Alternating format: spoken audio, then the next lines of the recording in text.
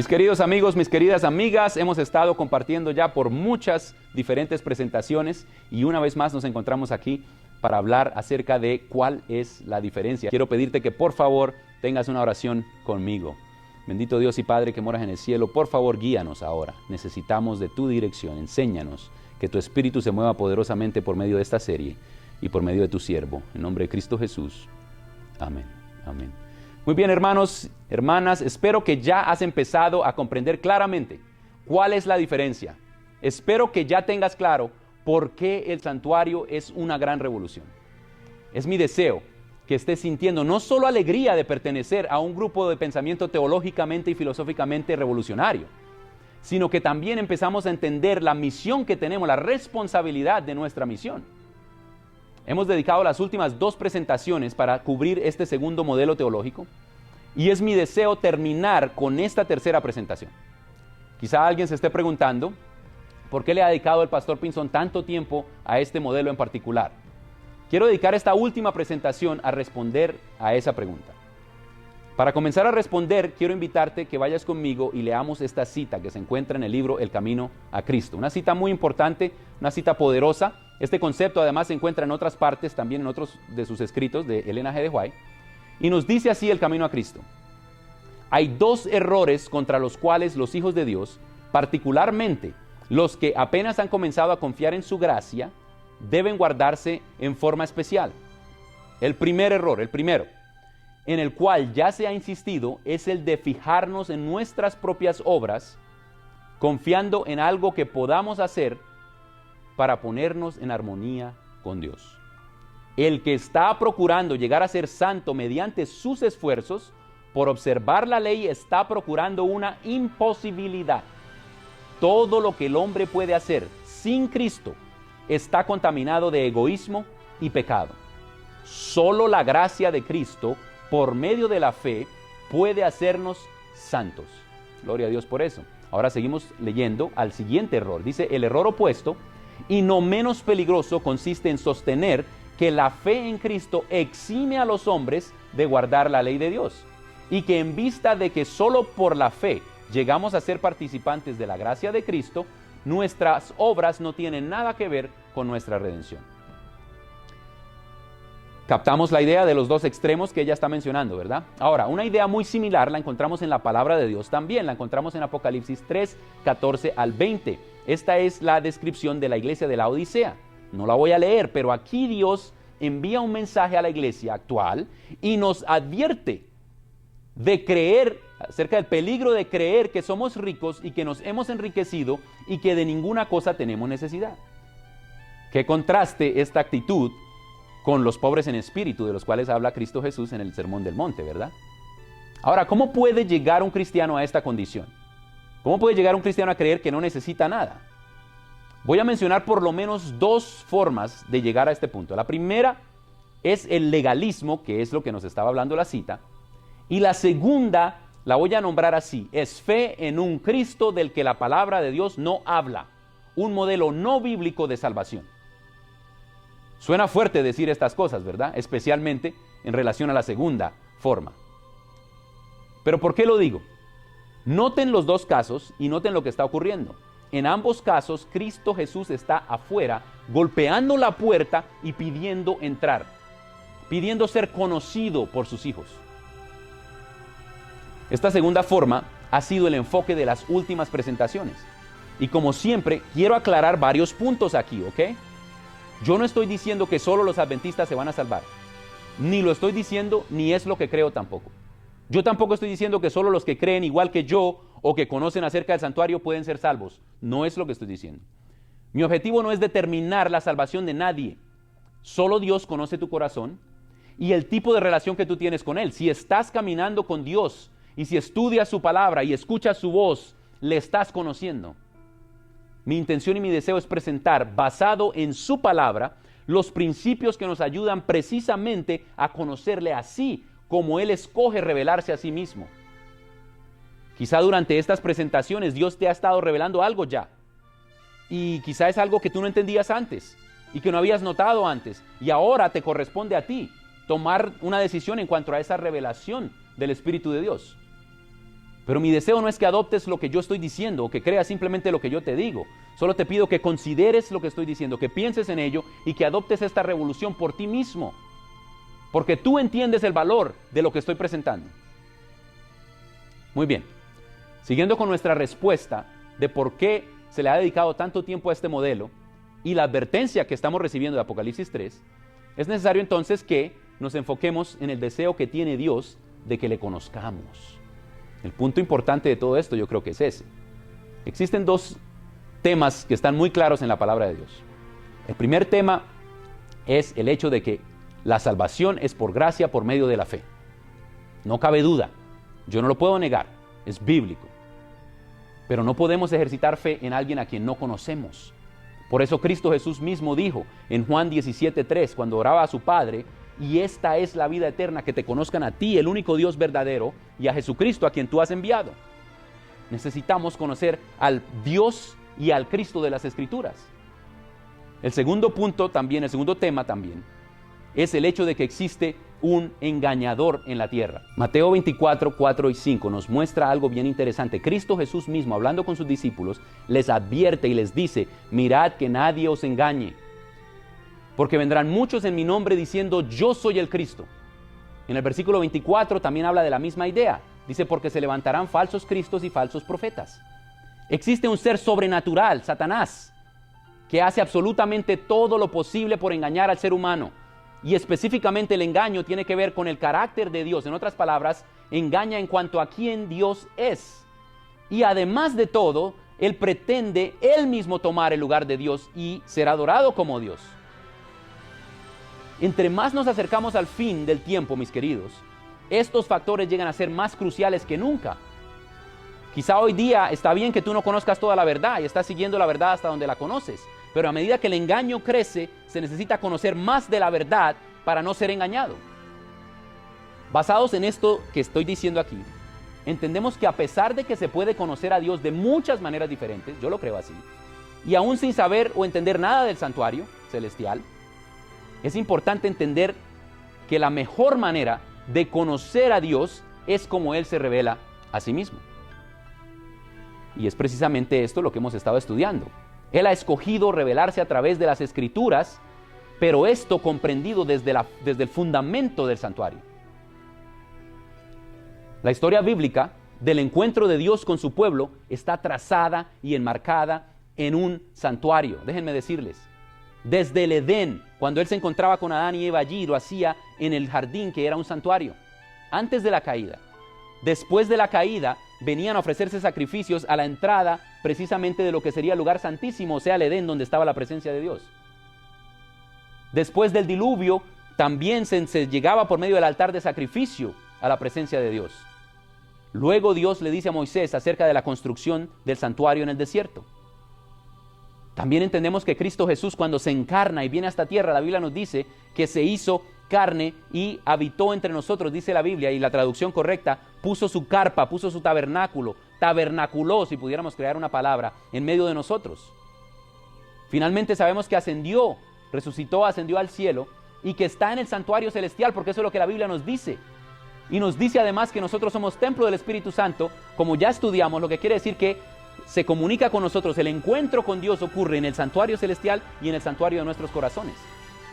Y finalmente la historia culmina cuando estudias la profecía en el libro de Apocalipsis con Cristo Jesús haciendo la tierra nueva y trayendo ese santuario del cielo celestial y estableciéndolo aquí en la Nueva Jerusalén. Y dice allí que Él es el templo.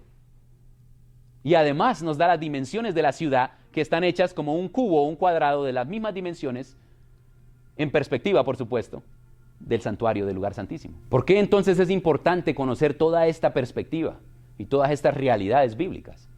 ¿Cómo podemos enfrentar el último escenario de la historia entonces? Es una pregunta que es clave. Necesitamos conocer a Dios como Él realmente es, como Él se revela a sí mismo, como Él escoge revelarse. Sabemos que el último enfrentamiento que nos espera, mis hermanos, no va a ser entre creyentes y ateos o cristianos y ateos. La Biblia no presenta ese tipo de cuadro. La Biblia nos muestra un cuadro en el cual los dos grupos que están enfrentados entre sí dicen ser el pueblo de Dios. Unos adoran al creador del santuario y siguen las escrituras, y otros adoran a la bestia, la cual se presenta como una imitación de Dios. No es que esté siguiendo una bestia sabiendo que es una bestia, está siguiendo un sistema que se interpone como Dios, que ha cambiado el sacerdocio, que ha cambiado el santuario por uno diferente, por un sistema distinto, con un plan alternativo de salvación. Así que continuando con la respuesta a nuestra pregunta original, ¿por qué le ha dedicado el pastor tanto tiempo a este último modelo? Mis queridos, quiero ser sincero con ustedes. He notado un proceso activo dentro del adventismo que busca alejarnos de nuestras raíces. Esto está haciendo que perdamos nuestra identidad, nuestra esencia y nuestra misión. Sé que no soy el único que ha notado esto. Quizá alguno que me está escuchando está de acuerdo conmigo con lo que estoy diciendo. No sé qué tan prominente sea este proceso en Latinoamérica, porque no vivo allá. Pero aquí en el norte es mucho más evidente, pienso yo. Algunos creen que estos cambios son el resultado o la respuesta al legalismo que ha existido en el pasado dentro del adventismo. Y quizá tengan razón. Tal vez existan muchas otras razones diferentes que puedan explicar este fenómeno. Pero me voy a limitar a dos razones principales. Razón número uno es una razón teológica. Desde que el adventismo entró en el círculo académico, en las universidades, le fue imposible librarse de la influencia evangélica. ¿Por qué? Porque como denominación no estábamos preparados teológica o filosóficamente para enfrentar miles de años de pensamiento y de tradición y de academia. Además de esto, entramos al mundo académico asumiendo que nuestros hermanos evangélicos conservadores también tenían una base sólida de sola escritura. Y como hemos visto, esto no es así, tenían una matriz de interpretación. Sin saberlo entonces, muchos teólogos adventistas empezaron a construir nuestra teología adventista sobre estos fundamentos y sobre estas conclusiones que venían de otra parte. Es ahora, en tiempos más recientes, que algunos de nuestros teólogos han empezado a identificar todas estas diferencias y a construir nuestra teología sobre bases más sólidas y yo diría más bíblicas. Algunos de estos elementos que han salido a la luz y que se estudian y que se ha sabido y que se usan diferente ahora, tienen que ver, por ejemplo, con lo que yo estaba hablando, con quién es Dios y sus características y cuál es su naturaleza y cómo esto afecta al sistema doctrinal y teológico en su totalidad. Si alguien que me está escuchando, quizá algún pastor, le gustaría averiguar más a profundidad, lo invito para que considere los escritos del doctor Fernando Canale. Él ha escrito extensivamente con referente a esto.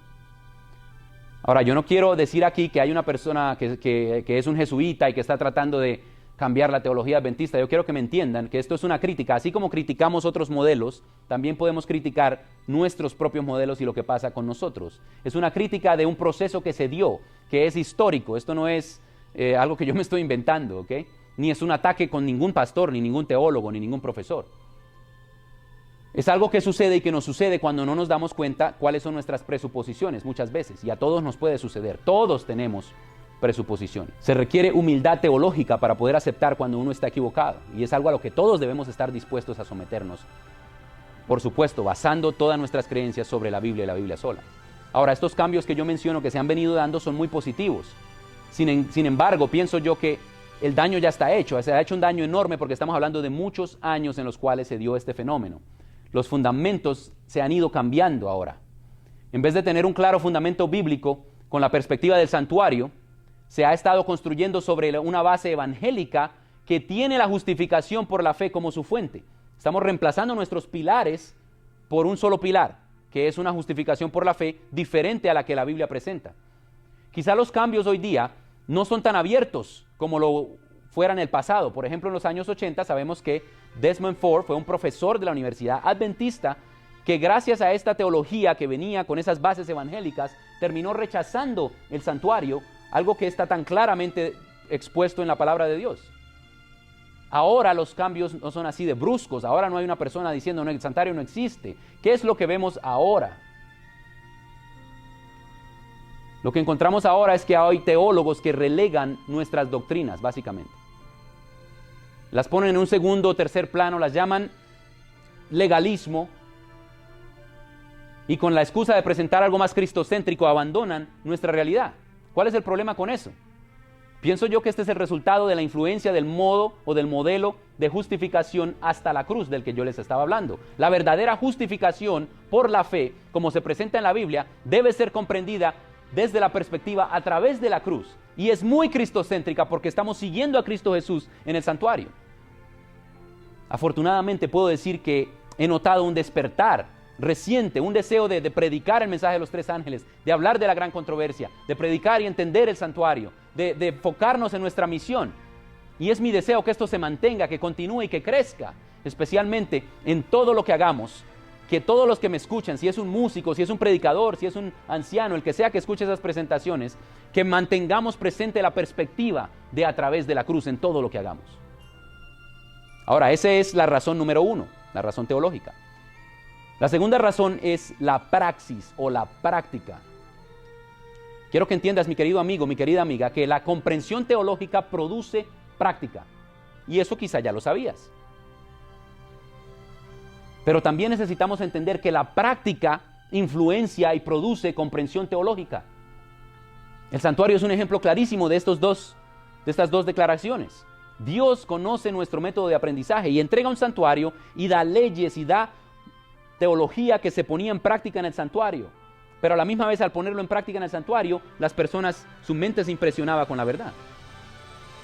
Así que, mis hermanos, al copiar formas de adoración y querer imitar a otros cristianos con fundamentos teológicos diferentes a los nuestros, hemos promovido la adopción de ideas teológicas diferentes también. Hemos empezado a adaptar nuestras ideas teológicas con las de ellos, sin darnos cuenta. Ahora, quiero que noten algo bien claro. Yo no estoy criticando lo que ellos hacen, ni estoy diciendo que su forma de adoración es correcta o incorrecta. Esa no es la crítica. La crítica es que ellos tienen sus métodos y sus razones por las cuales hacen ciertas cosas. Así que la crítica es más sobre nosotros. De acuerdo a sus modelos que ellos tienen, ellos construyen su adoración y sus formas en armonía con sus principios y sus conclusiones teológicas. En otras palabras, ellos entienden el porqué de sus elementos de acuerdo a su teología. Esto tiene sentido, perfectamente tiene sentido que lo hagan así. Lo que no tiene sentido es que nosotros, que tenemos una comprensión fundamentalmente diferente, estemos copiando sus formas. Nosotros no tenemos esa misma claridad que tienen ellos. Simplemente adoptamos sus productos, sus formas, sus elementos, sin saber que arriesgamos la influencia que también trae esto últimamente sobre nuestros principios. Todos los servicios del santuario, mis queridos, yo quiero que entiendas esto, todos los servicios del santuario estaban destinados a impresionar la mente del creyente con la idea de quién es Dios. El Dios del santuario estableció Él mismo la adoración de tal manera que compartiera una imagen de sí mismo correcta. ¿Cómo está este principio reflejado en tu forma de adorar a Dios? ¿Estás adorando a Dios de acuerdo a cómo Él se revela a sí mismo? ¿Cómo se aplica lo que estoy diciendo a tu iglesia? Afortunadamente, déjenme decirles que yo he notado un despertar también en este sentido, pero me parece que es algo muy mínimo en comparación con lo que está sucediendo en todo el mundo adventista. La revolución en la adoración debería ser del mismo nivel que la revolución teológica y filosófica que significó el santuario en 1844 y que aún hoy día, al traer esa propuesta al mundo, se ve como algo revolucionario porque estamos proponiendo algo diferente que todos los demás. Lo mismo debería ocurrir en nuestra adoración. ¿Cuál es el resultado de estas dos razones, la teológica y la práctica? Hoy día tenemos multitudes de libros, sermones, música, servicios que carecen de nuestra identidad y perpetúan un estado de frialdad y de falta de propósito y de falta de un deseo real de cumplir con nuestra misión, mis queridos amigos y amigas. No sentimos que tenemos una misión importante ni especial.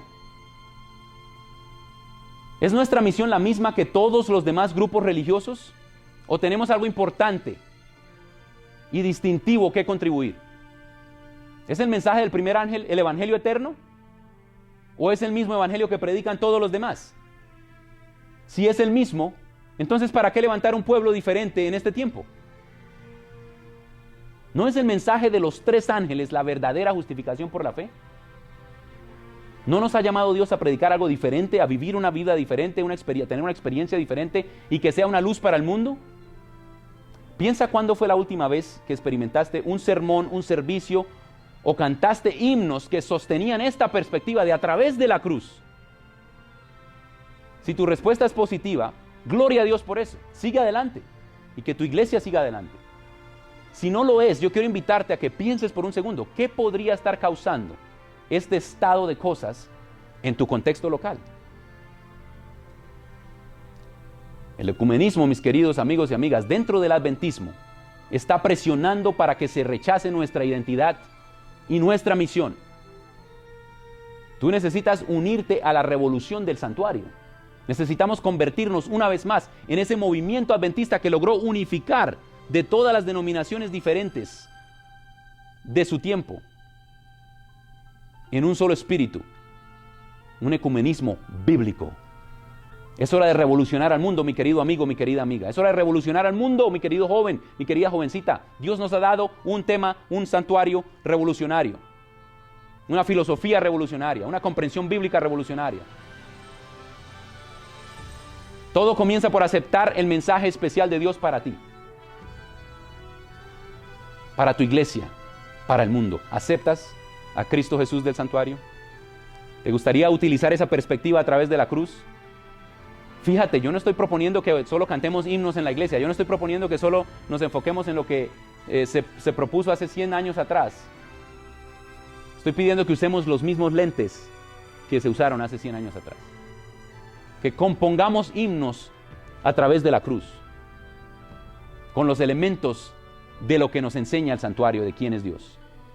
Podemos hacer música nueva, podemos hacer música hermosa, podemos hacer adoración preciosa, podemos proponer teología bíblica revolucionaria, pero necesitamos vivir el modelo revolucionario. Esta es mi invitación para ti.